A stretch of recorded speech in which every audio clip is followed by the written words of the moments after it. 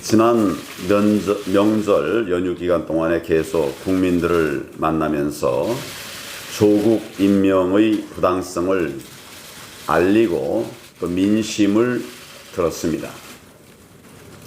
제가 확인한 현장의 민심은 한마디로 분노 그 자체였습니다. 연휴 기간에도 계속 쏟아져 나오는 조국과 이 정권 사람들의 비리를 보면서 범국민적 분노가 그야말로 하늘을 찌르고 있었습니다. 범법자를 뻔뻔하게 법무부 장관에 임명한 것에 대해서 국민들께서는 이게 나라냐라고 한탄하셨습니다. 대통령은 지금 당장이라도 국민의 뜻대로 조국을 파면해야 합니다. 지금의 이 시점에서 가장 중요한 문제는 검찰이 공정하고 철저하게 수사를 하는 것입니다. 조국 문제는 개인과 일가의 비리를 넘어서 이 정권 인사들이 대거 가담한 권력형 게이트로 드러나고 있습니다. 권력형 게이트입니다. 의혹 수준을 넘어서는 증언과 증거들이 속속 나오고 있습니다. 검찰은 조국 부부와 이 정권의 권력형 부패 카르텔에 대해 공정하고 신속하고 철저하게 수사를 진행해야 합니다. 문재인 대통령에게 분명히 경고합니다. 검찰의 공정한 수사를 방해하는 일체의 행위를 즉각 중단하시길 바랍니다.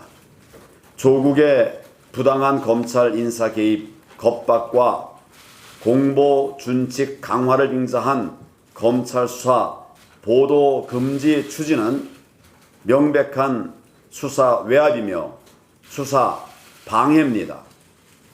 지금 국민들은 검찰이 철저한 수사를 펼쳐서 모든 진상을 규명할 것을, 낱낱이 규명할 것을 강력하게 요구하고 있습니다. 그럼에도 대통령이 조국에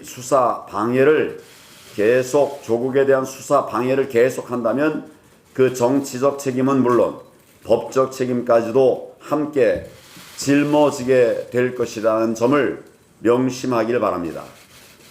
또한 조국 게이트 장기화로 인한 국정 붕괴에 대한 문재인 대통령과 정부 여당의 책임을 또 얘기하지 않을 수가 없습니다. 그 모든 책임을 져야 할 것입니다.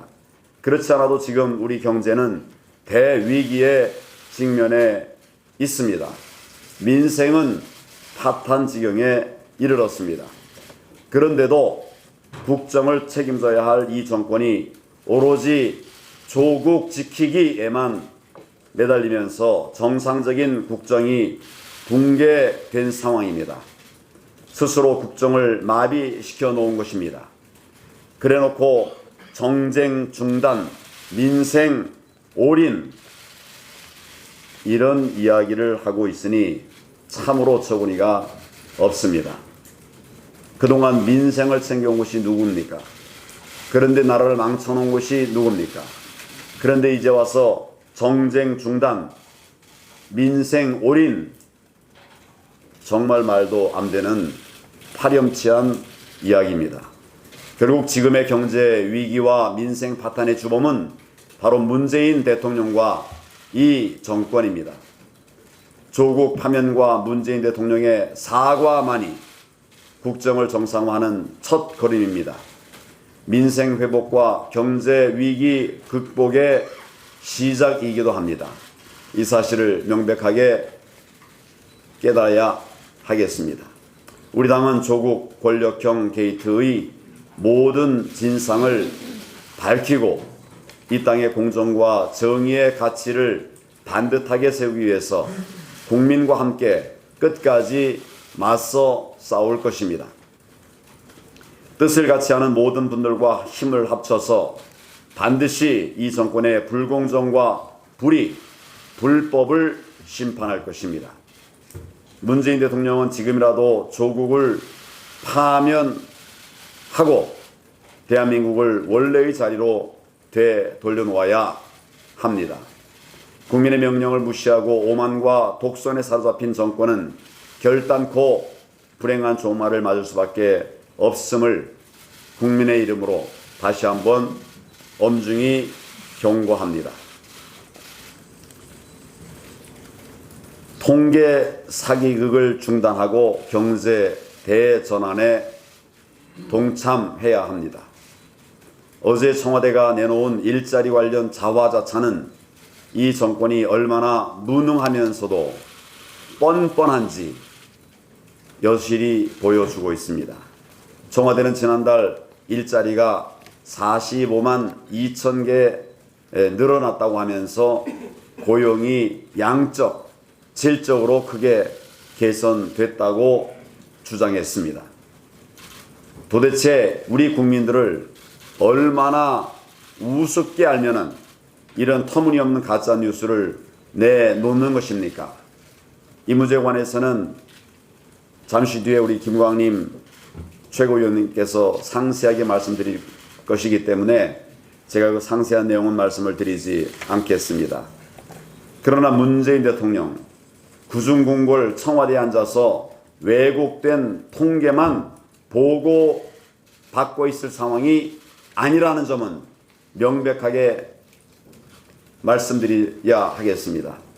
대통령이 직접 국민들의 일자리 현장을 찾아가 보시기를 바랍니다.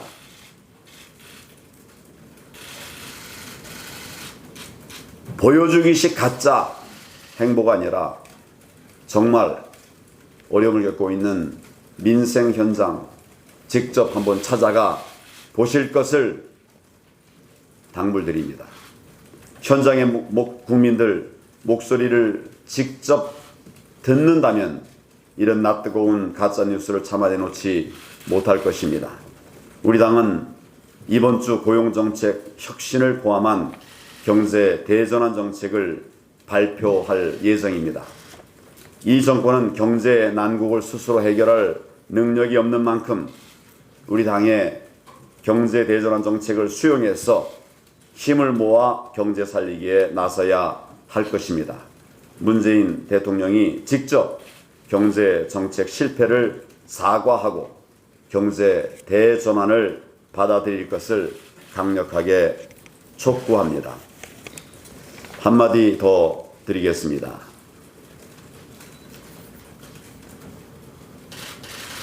문재인 대통령께서 다음 주 유엔 총회 참석차 방미합니다. 한미 정상회담을 가질 계획이라고 발표하기도 했습니다.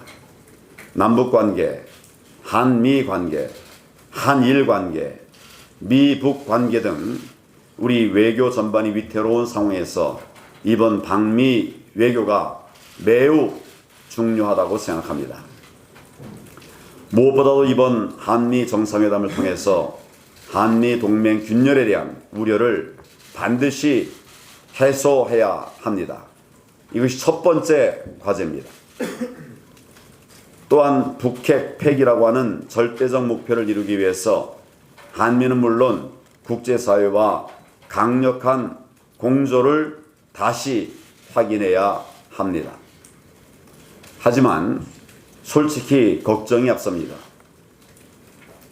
문재인 대통령은 바로 며칠 전 추석에도 남쪽 정부라고 하는 도저히 묵과할 수 없는 발언을 했습니다. 이는 위헌적 발언입니다. 우리 헌법상 국호는 대한민국입니다. 우리 헌법상 국호는 대한민국입니다. 남쪽이 아닙니다. 우리 헌법의 명칭도 대한민국 헌법입니다. 대부분이 그 법의 명칭을 헌법으로 알고 계시지만은 법 자체의 명칭이 대한민국 헌법입니다.